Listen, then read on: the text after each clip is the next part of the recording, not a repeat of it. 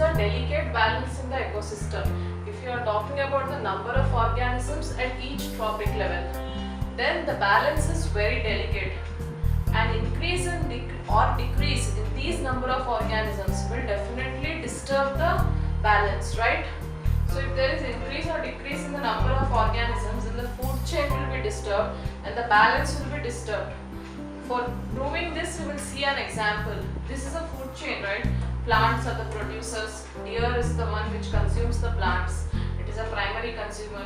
Then lion eats the deer. This is a secondary consumer. What happens if the deer die? All the deers die. Then what will happen?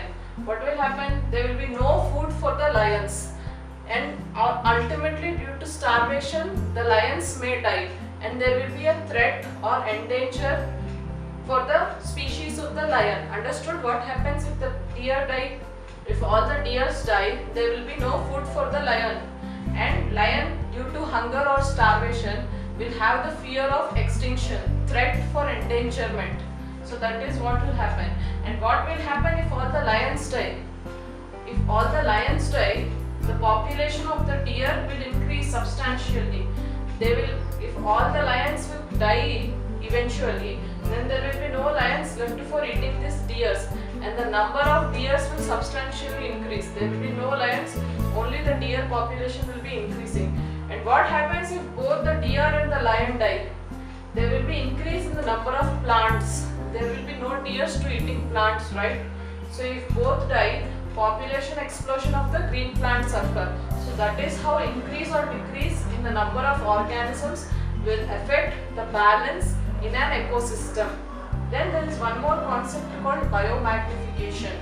So before knowing biomagnification, you should understand what is a biodegradable substance and a non-biodegradable substance.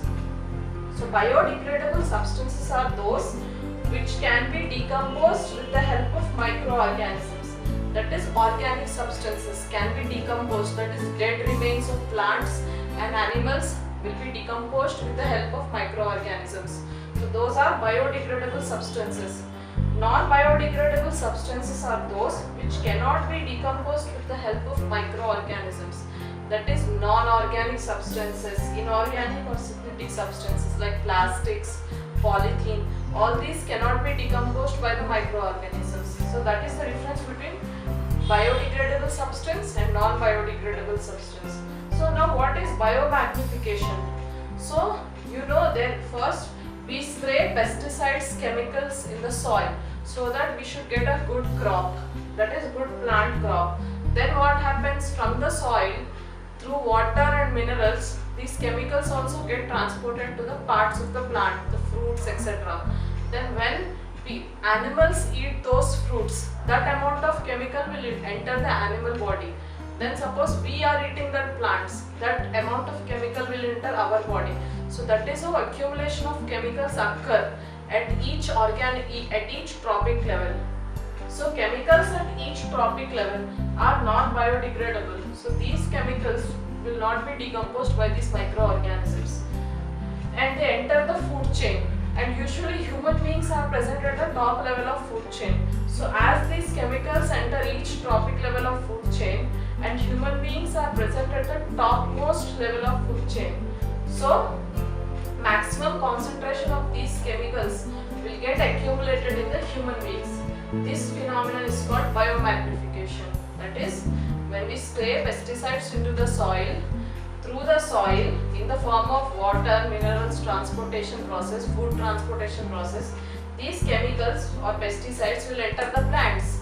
Then organisms which feed on these plants, through those organisms, the pesticides will enter their body. So that is how through the plants these chemicals enter the food chain and then get accumulated in the bodies of the consumers, that is both animals as well as the human beings.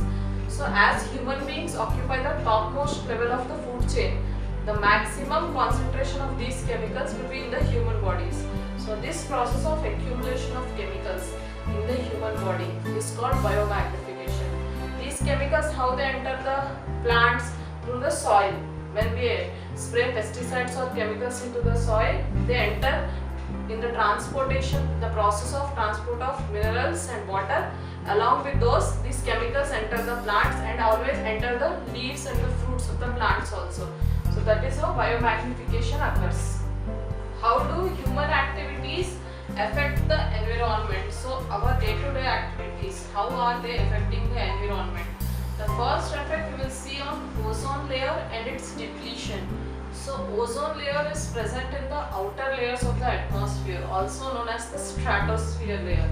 So ozone layer, also known as the stratosphere, it is present above our earth, little bit above the upper layers of the atmosphere.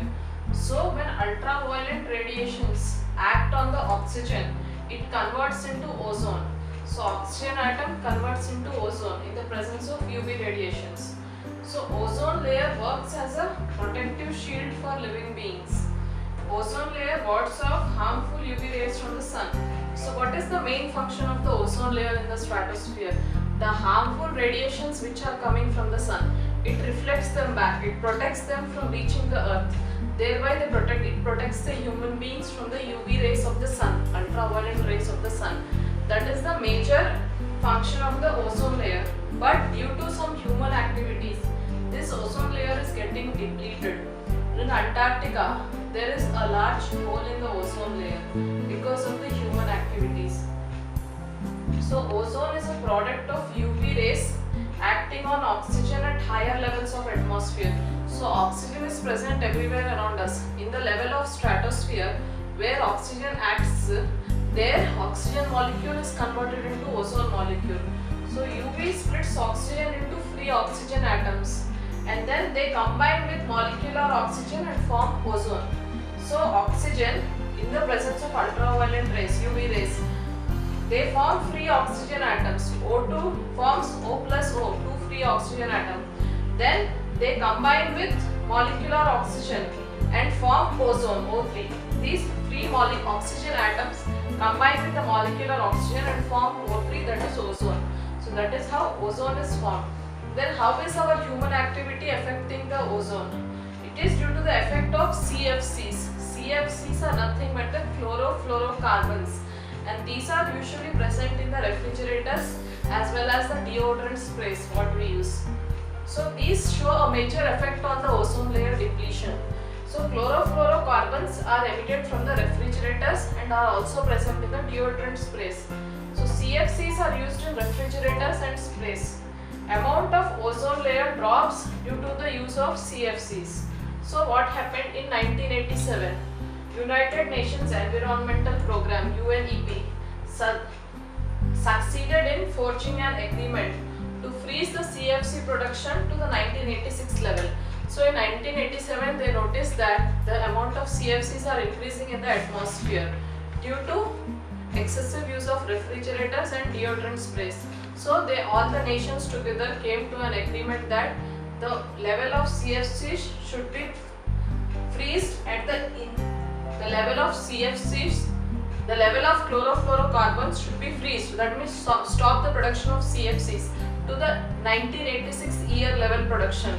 So in 1987 they noticed that the number of CFCs was increasing. So they decided that here they should stop the production of CFCs until it has reached the production of the last year level, 1986 level. So that is how the effect of CFCs is there on the ozone layer. And then in 1987 the United Nations Environmental Programme forged an agreement between the nations to stop the production of CFCs at the 1986 year level.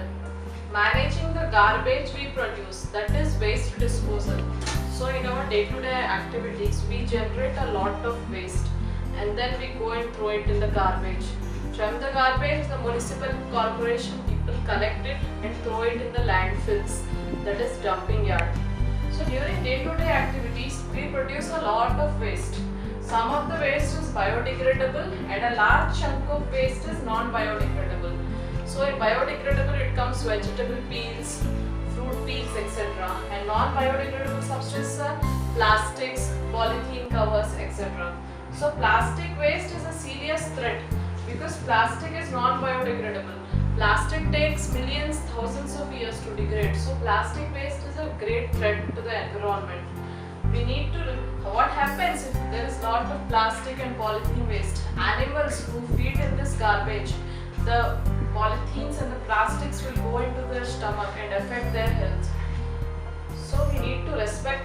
environment and find out ways to reduce the burden of the environment. How can we should follow proper disposal techniques.